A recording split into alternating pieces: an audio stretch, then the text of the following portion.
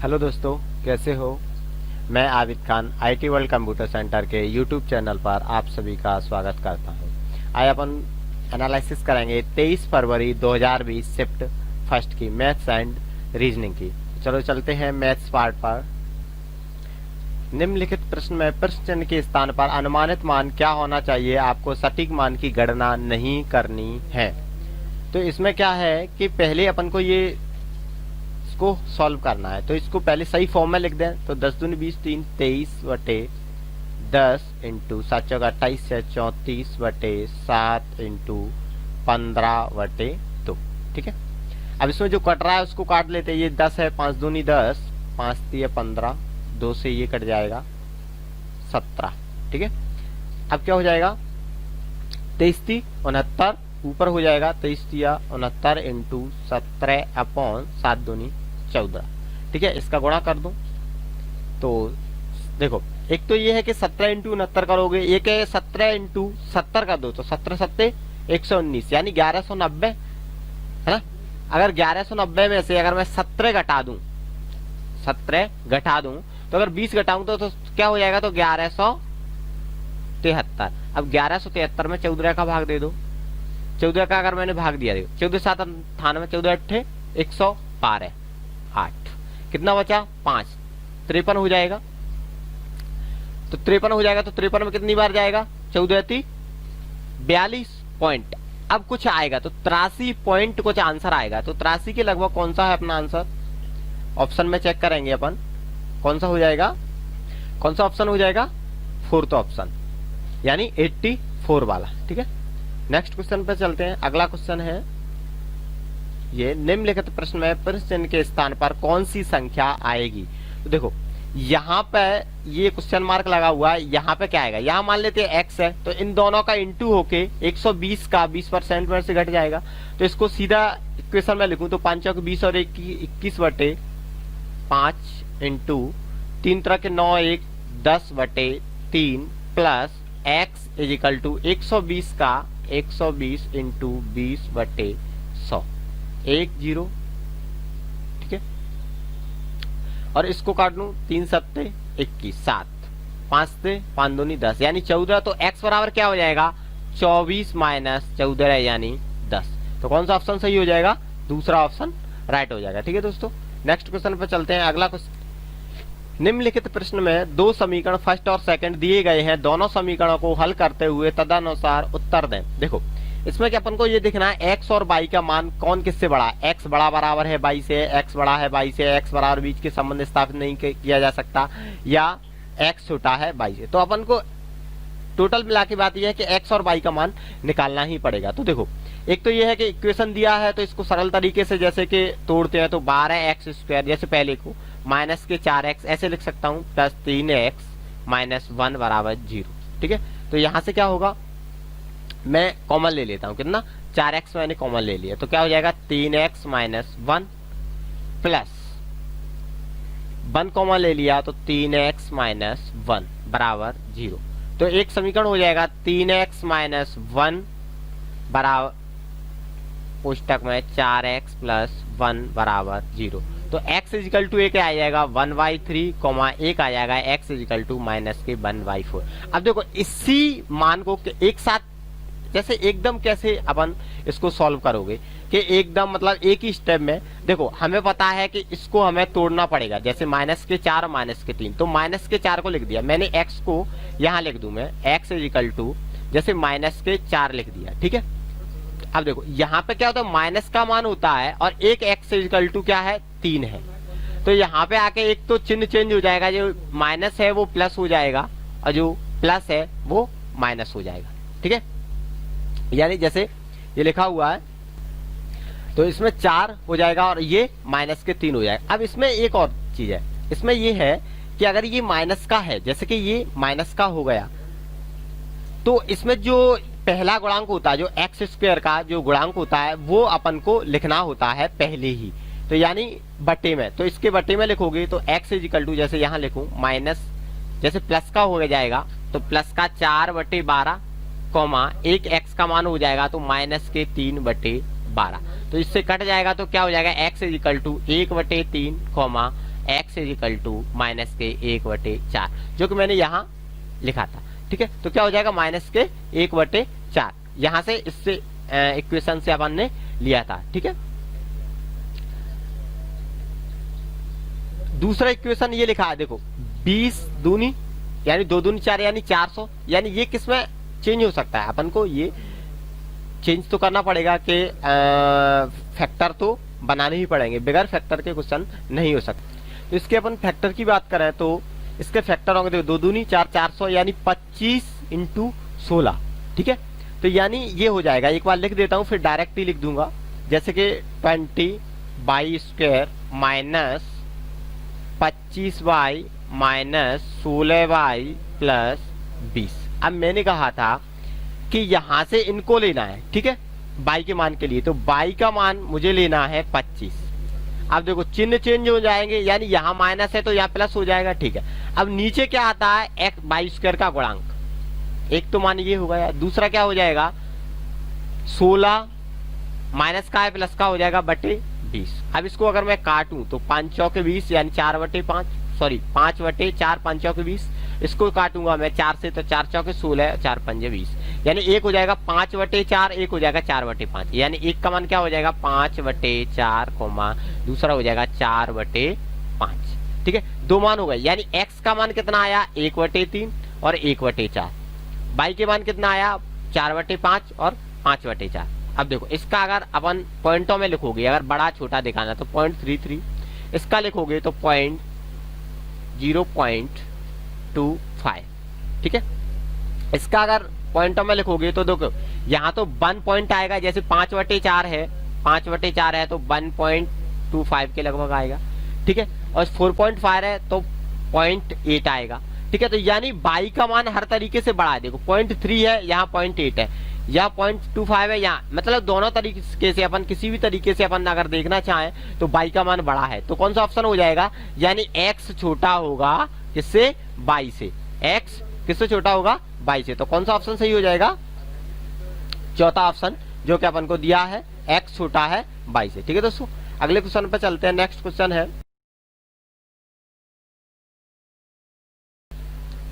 जब किसी संख्या का 30% किसी दूसरी संख्या से घटाया जाता है तो दूसरी संख्या 4/5 रह जाती है, पहली संख्या का दूसरी संख्या से अनुपात क्या है।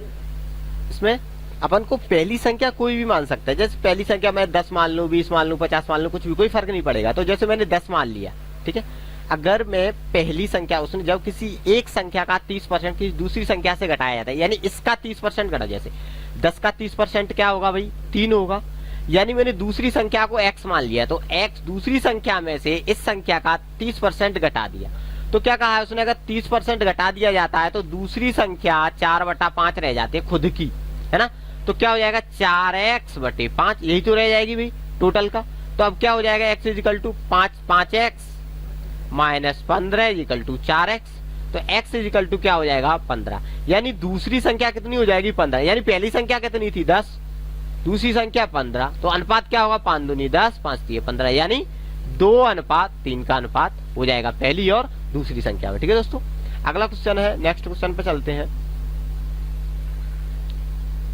हाँ, ये दिया हुआ है, कैलकुलेशन का है, निम्नलिखित प्रश्न में पृष्ठ चिन्ह के स्थान पर अनुमानित मान क्या होना चाहिए, आपको सटीक मान की गणना नहीं करनी है। देखो 8932 है, सॉरी 8938 है, ये 5.9 से, अब इसको हो सकता है 6 मान लो, कोई फर्क नहीं पड़ेगा, ज्यादा फर्क नहीं आएगा, इसको 6 मान लेते हैं, लेकिन फिर भी 36 तो ये हो जाएगा भाई, लेकिन अभी इसका तो अपन को वर्गमूल निकालना है, तभी तो आप निकालोगे, तो 8938। अब मैं ये बात करूं कि डायरेक्ट अगर वर्गमूल निकालो तो 8 किसी भी संख्या के वर्गमूल का लास्ट अंक नहीं होता। देखो 2 का 4 होगा, 3 का 9, 5 का 25, 4 का 16, 6 है ना, 8 का 4, तो 8 किसी भी, तो ये एग्जैक्ट वर्गमूल तो है नहीं, ये तो पक्का है, तो फिर क्या करोगे, फिर निकालना पड़ेगा भाई किसका वर्गमूल है, ये तो देखना पड़ेगा, ऐसे तो पता नहीं चलेगा, तो इसको निकाल लेते हैं भाई। अब तरीका भी देख लेते हैं, थोड़ा आराम से बता देता हूँ, जिसको नहीं समझ में आता होगा उसको भी समझ में आ जाएगा। इधर से वर्गमूल बनाते हैं, ठीक है, 9 से 9 9 81, 9 का वर्गमूल, ठीक है, तो ये क्या हो जाएगा 838 अंक उतारा, 9 ही जोड़ देते हैं भाग विधि से, 18 हुआ। अब एक के बगल में एक रखो, 2 से गुणा करो, 3 रखो। अब देखो 18 चौके 72, 18 पंजे 90 ज्यादा हो जाएगा तो कम से कम 4 बार होगा। तो 18 इंटू 4 रखो, 4 से ही गुणा करो। ठीक है, क्या हो जाएगा 4 चौक 16 6 हासिल की 1, 4 8 32 और 1 33 की 3 हासिल की 2, 16 की 6 हासिल की 1, 4 8 32 और 1 33 की 3 हासिल की 3, 4 1 4 और 3 7, यानी 736। कितना हो जाएगा 736।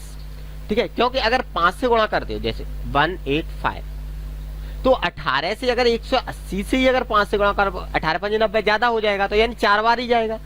94 पॉइंट कुछ होगा, होगा कि नहीं होगा भाई, 94 ही लिख दो ना, इसका अंदाजा लग जाए तो ये हो जाएगा 94। अब क्या करना है अपन को, इससे गुणा करना है कि कितना आएगा। अब देखो गुणा करने का 2 तरीके होते हैं, एक तो तुम एक दूसरे के नीचे रखो, एक ही स्टेप में कैसे करोगे, तो 4 छक्के 24 की 4 हासिल की 2 पहले साइड में लिख लो, जब आप प्रैक्टिस कर लोगे तो कोई दिक्कत नहीं आएगा। 4 3 12 और 9 छक्के 54, 12 और 54 66, 66 और 2 68, 68 की 8 हासिल की 6, 9 3 27 6 33, यानी 3384। अब 3384 के पास कौन सा ऑप्शन है वो अपन देख लेंगे। देखो 3400 यही पास में है, 2340 है, 3780 है, 3050 है, तो फिर कौन सा ऑप्शन सही हो जाएगा, चौथा ऑप्शन सही हो जाएगा। ठीक है दोस्तों, अगला क्वेश्चन है, नेक्स्ट क्वेश्चन पे चलते हैं। हाँ, ये भी बहुत अच्छा क्वेश्चन है, काफी बंदों को नहीं आता होगा शायद। ठीक है, आता है तो बहुत अच्छी बात है, लेकिन समझ लें। और ऐसा क्वेश्चन ज्यादातर सीपीसीटी में आया हुआ है ना, रेलवे में भी काफी बार पूछ लेते हैं, एसएससी में भी पूछ लेते हैं, व्यापम में भी पूछ ले। ये क्वेश्चन चाहे जो भी एग्जाम हो किसी में भी आ सकता है। शब्द थेरेपी को, अक्षरों को कितने विभिन्न तरीकों से व्यवस्थित किया जा सकता है कि स्वर कभी एक साथ न आए। देखो इसमें क्या है, स्वर कभी एक साथ न आए।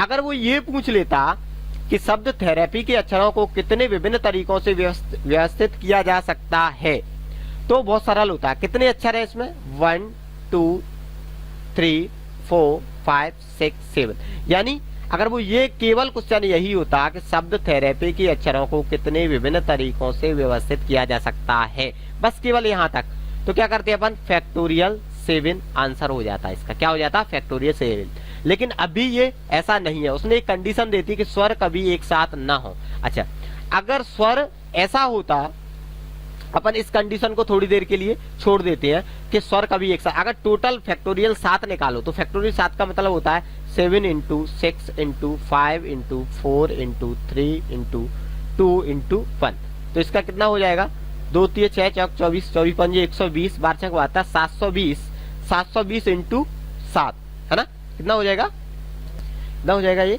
720 इंटू 7 इजिकल टू, यानी 720 इंटू 7। अब इसको ऐसे पढ़ना हो तो 7 7 और 49, यानी 700 से गुणा 49 और 7 दूनी 14, यानी कितना हो जाएगा 140 और, यानी 5040, यानी ये तो टोटल हो गए। अब अपन को एक कंडीशन दी हुई है कि स्वर कभी एक साथ ना हो, तो स्वर कितने दिए हैं, 1 और 2। अगर मैं ये मान लेता हूं कि स्वर को एक जगह ही इकट्ठा कर देते हैं, तो यानी स्वर को ए और ई को मैं एक ही वर्ड मान लेता हूं, तो कितने वर्ड हो जाएंगे, 6। तो यानी उसके लिए क्या हो जाएगा, फैक्टोरियल 6, यानी फैक्टोरियल 720। ठीक है, अब जैसे टी एच ई और ए आर पी बाई मैंने ऐसे मान लिया, यानी इनको एक ही वर्ड मान लिया, तब 720 हो गए। अब क्या होगा, दूसरी कंडीशन में ए इधर आ जाएगा और ई इधर हो जाएगा, यानी ये दोनों क्या होगा, चेंज हो जाएंगे, इंटरचेंज। तो 720 वो वाले वर्ड बनेंगे, 720 ई पहले होगा ए बाद में होगा, और 720 कौन से बनेंगे, ए पहले होगा ई बाद में होगा, यानी क्या हो जाएगा 1440। यानी ये ऐसे अक्षर होंगे जो स्वर साथ में होगा, स्वर कभी एक साथ न हो।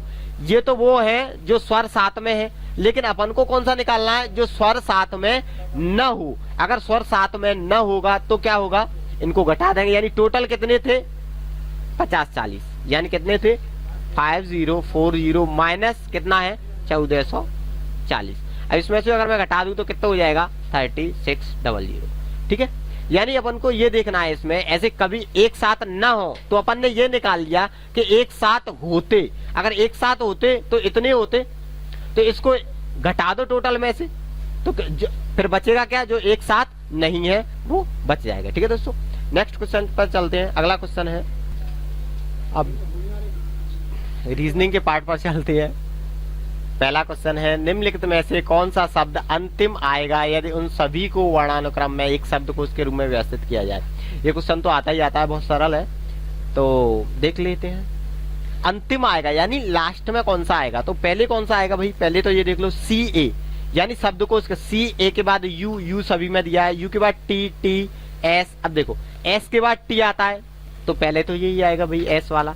अब टी इसमें है, टी के बाद आई, आई, अब इसमें ई है, क्या दिया है, ई दिया है, तो पहले कौन सा आएगा, फिर यही आएगा, यानी ये 2 नंबर पे।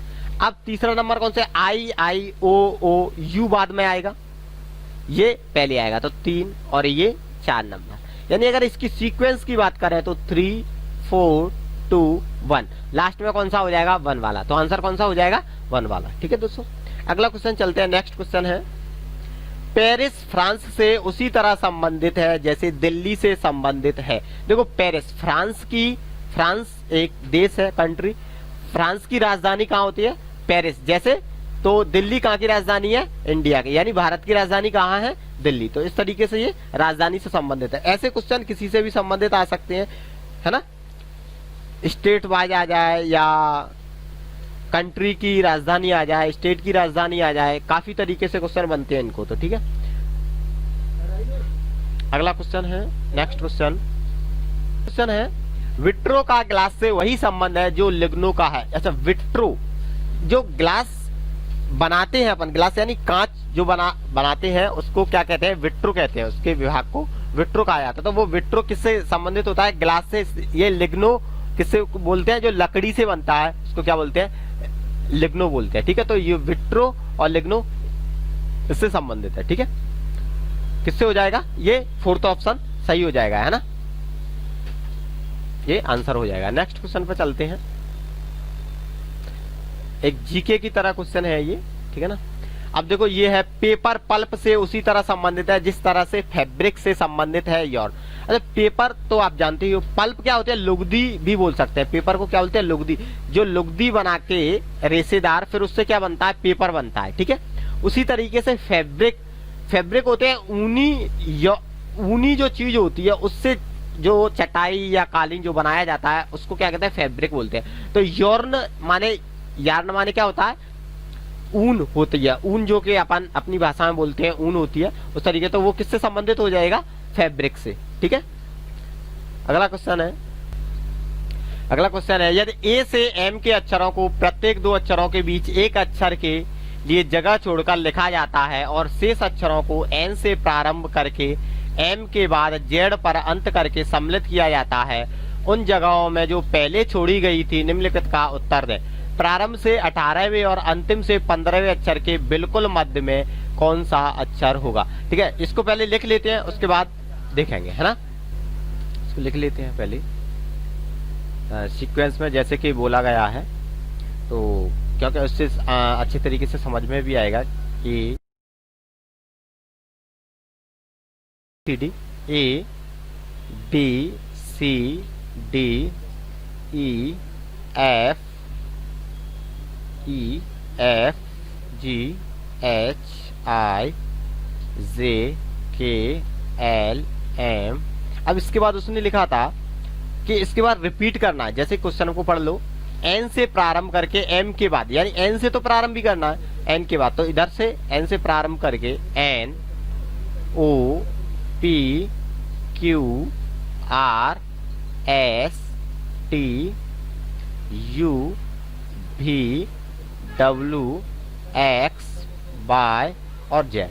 अब क्वेश्चन में कहा प्रारंभ से 18वें, तो देखो 1 2 3 4 5 6 7 8 9 10 11 12 13 14 15 16 17 और 18। यहाँ कहाँ पहुंच गए अपन, आर पे। ठीक है, आर पे पहुंच गए, कौन सा हो जाएगा, 18वां आर हो जाएगा। अब इधर से देखो 15 बातों, 1 2 3 4 5 6 7 8 9 10 11 12 13 14 15, यानी कहाँ पे पहुंच जाएंगे, यू पे, यानी इधर से यू हो गया और इधर से कौन सा आ जाएगा, आर हो जाएगा। अब देखो इसके बीच में कौन कौन से हैं, जी टी एच एस और आई, तो बीच का कौन सा हो जाएगा, एच वाला। ठीक है, तो कौन सा ऑप्शन हो जाएगा, दूसरा ऑप्शन सही हो जाएगा। ठीक है दोस्तों, अगले क्वेश्चन पे चलते हैं। नेक्स्ट क्वेश्चन है, निम्नलिखित में से क्या झूरा, बिहू और गरबा जैसा ही है? तो इसके बारे में, ये लोक नृत्य बोले जाते हैं। बिहू असम का है, गरबा गुजरात का है जो, ठीक है।